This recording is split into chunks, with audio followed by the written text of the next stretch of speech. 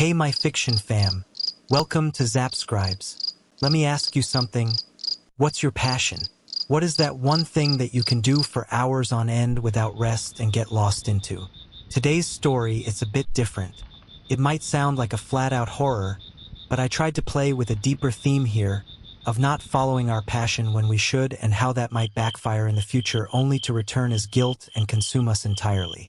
So I hope the coffee is brewed, the earphones are plugged, and the couch is ready. If yes, let's dive into today's story, The Eater of Dreams. The Eater of Dreams. The wind howled through the towering pines outside Sarah's cabin, the sound like a mourning wail that scraped the air raw. Each gust seemed to push against the walls, rattling the windows as if trying to get inside, to claim her. It was the kind of wind that made the hairs on the back of your neck stand at attention, as if something unseen were lurking just behind you, waiting. The cabin, tucked deep within the forest, was both her sanctuary and her cage, its wooden bones creaking with each shift in the air, as though it, too, felt the weight of her solitude. The walls, rough-hewn and scarred by time, seemed to close in on her, there, corners growing dimmer as the light from the single lamp flickered in the wind. She had grown used to the strange way the shadows shifted, just to flicker at the edge of her eyes, too swift to pin down. But it was getting worse, uneasy feeling of being watched. Even the scent of pine and damp earth that filled the cabin had begun to turn sour, heavy with the oppressive smell of something rotting, something festering just out of sight. The dreams had started out as fleeting whispers, but now they clawed at her. Every night, they were no longer dreams, they were visions, vivid and insistent, so real she could taste the air of that accursed house, sharp with mildew and dust. The mansion, the old Victorian house she had grown up in, twisted in. The dream like a mirage of mist. It was not the home of her childhood memories, but something far darker. The walls strobed with a sickly yellow shine, its pulsing rhythm like the slow, agonized heartbeat of something alive, dying. The air in the house was thick, as though it were breathing, inhaling and exhaling in slow, suffocating cycles. The portraits that had once watched her with cold, distant eyes now followed her, the gaze of her ancestors shifting as she passed, their eyes tracking her with unnatural precision. Their lips twitched, as if they were whispering, but Sarah could not hear the words. Yet the sound of those whispers buzzed in her ears like carnivorous flies, a low hum that burrowed into her mind, sending her pulse racing with an anxious terror she could not escape. And then there was the figure. It appeared at the end of the hallway, always just beyond the reach of the sickly light. Tall, gaunt, its limbs twisted unnaturally long and jagged. Claws scraped together in a rhythmic clicking, like brittle bones snapping in the dark. Its hollow eyes were black pits, yawning voids that sucked in all light, all sound, all sense of time. It never spoke at first, only watched, waiting. And as Sarah moved through the house, trying to flee, it always followed, its slow, deliberate steps echoing through the endless hallways. The figure felt like a presence, like the weight of something ancient and malignant pressing against her chest, suffocating her with its silent malice. Every night it drew closer. Sarah would wake with a jolt, drenched in sweat, her heart pounding so hard. She could hear it in her ears. She could still hear the figure's breath, the rasp of its clawed fingers, the chilling, metallic scent of its presence, as if it had materialized beside her in the room. Her skin tingled with the aftertaste of its nearness. She would sit upright, gasping for air, as the shadows in the corners of the room stretched like hungry fingers. Her rational mind told her it was just stress, just the isolation of the cabin, the endless nights alone. But her body screamed otherwise. The wind outside no longer whispered. It howled, an animalistic sound that seemed to rise up from the very earth itself. The air was thick with the scent of decay, pine needles and earth mingling with the bitter, metallic tang of fear. Her own breath came in shallow gasps, the room growing colder by the second. She couldn't escape the feeling that the figure, whatever it was waiting just beyond. The walls, waiting for her to slip, waiting for her to surrender. In desperation, Sarah sought out Madame Evangeline, a psychic living in a crooked caravan on the edge of town. The rumors whispered about her were dark, and Sarah, ever the skeptic, had always brushed them off. But these nights, the constant clutch of her fear, had driven her to the edge. She had no choice. The caravan nestled amidst a wood buzzing with insects. It was small, cramped, filled with the sickly sweet smell of incense that made her stomach churn. The walls were draped with faded tapestries, their threads heavy with age, while the dim light of candles flickered like dying stars in the blackness. The air was thick, weighed down by the scent of herbs and something darker, something ancient.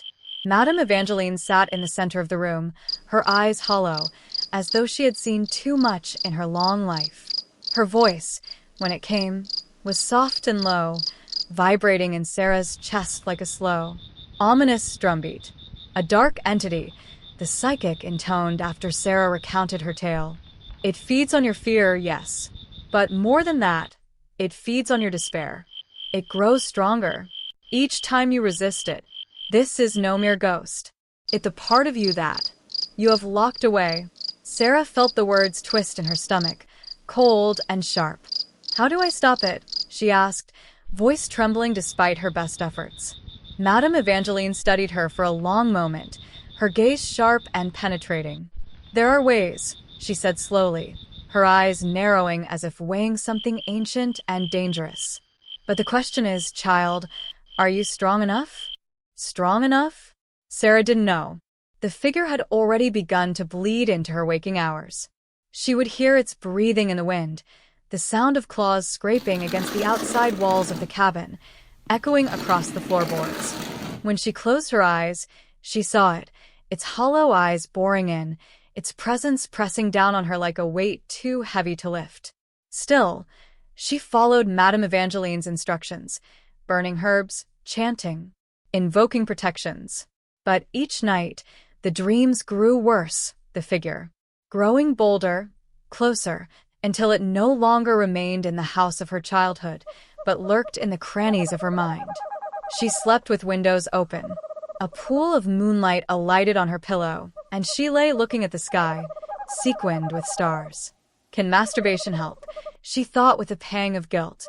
She came from a conservative family where even the very utterance of the idea remotely related to self-pleasure was considered a sin. But tonight, after all these flustering episodes of her dreams, she decided to just give it a try. Maybe I just need to get physically grounded. She lifted the blanket and slowly traced her hand down her belly into her pants. Her fingers were cold, and her body convulsed as they touched the warm skin beneath her pubes. When was the last time I did it? She wondered. She started to rub herself, slowly first, then frantically, desperately. Her body burned like a furnace with pent-up passion, and soon she exploded like a shell into the night. It felt good, great actually. Outside the window, a cool breeze tousled the trees, sending dry leaves spinning down the refulgent moonlight. Maybe she would get some sleep tonight after all. She felt all spent, and soon sleep lapped her up like a cozy warm steam. But the dream began. Tonight, the figure spoke. Its voice was a low, dry rasp that clawed its way into her ears, the sound like dead leaves skittering across a forgotten street. Why do you run? It whispered, its breath hot against her skin. Sarah froze, her breath caught in her throat. The air around her grew thick, oppressive. Her skin crawled as its claws, cold as ice, brushed against her arm. It felt familiar, too familiar. A sickening recognition bloomed in her chest. "Leave me alone," she shouted, but her voice was small, weak.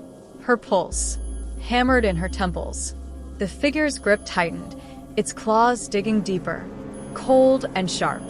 "You cannot escape," it hissed. "I am you." Her thoughts spun, confused, tangled.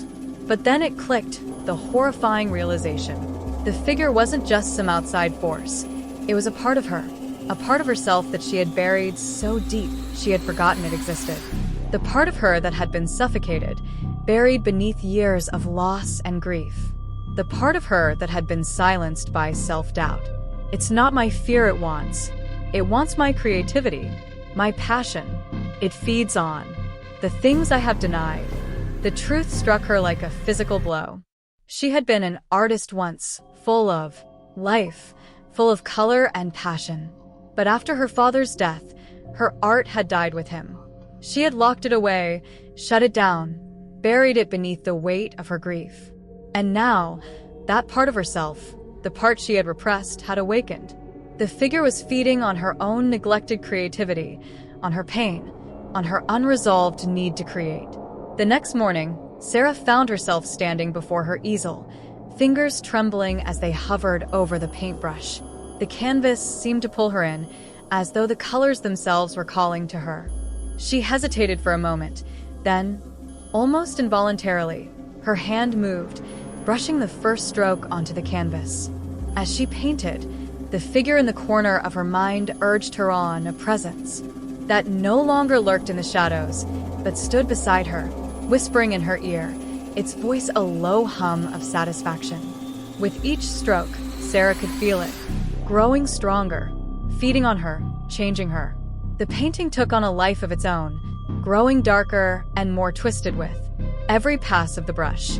She painted the house from her nightmares, distorted, warped, pulsing with that sickly yellow light. The figure stood at the center, its claws outstretched, its eyes gleaming with hunger.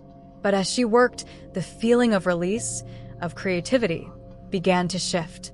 The joy she once felt in painting was fading, replaced by something darker, more insistent.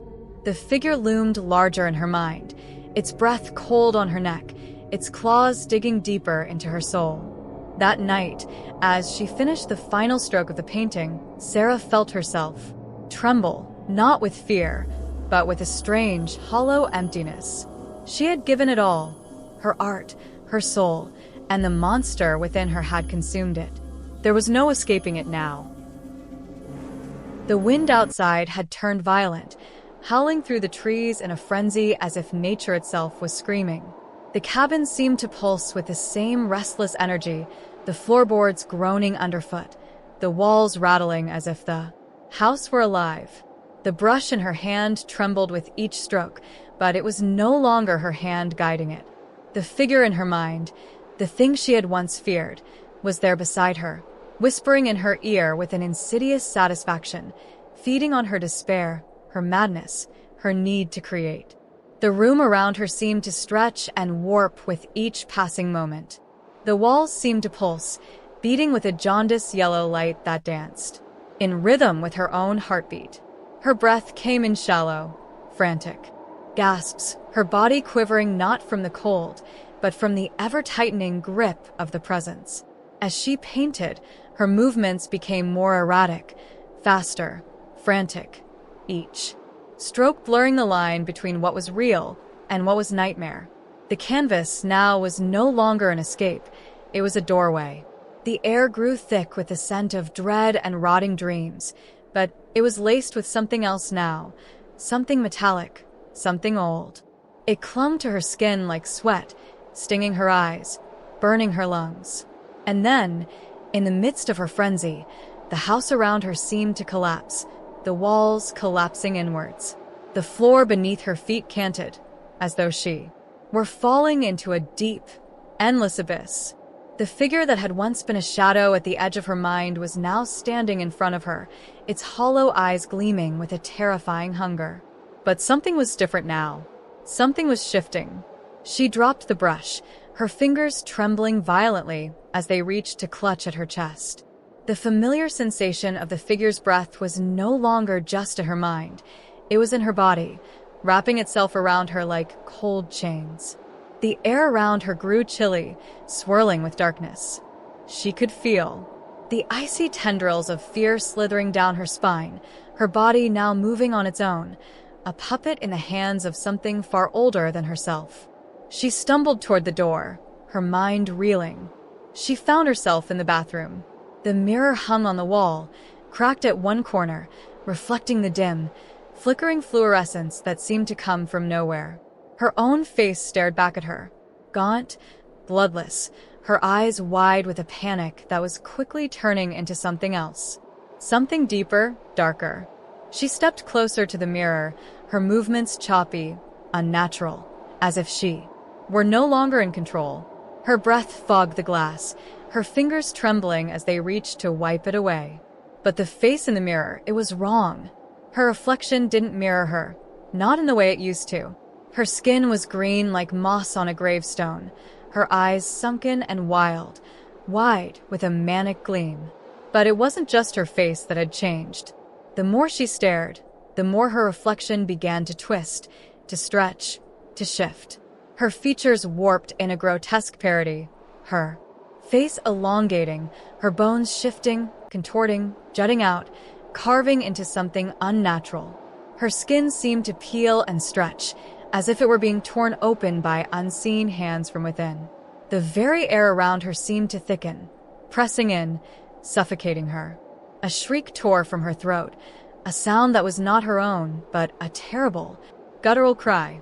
She backed away from the mirror, her body convulsing, her hands clawing at her skin. But it didn't stop.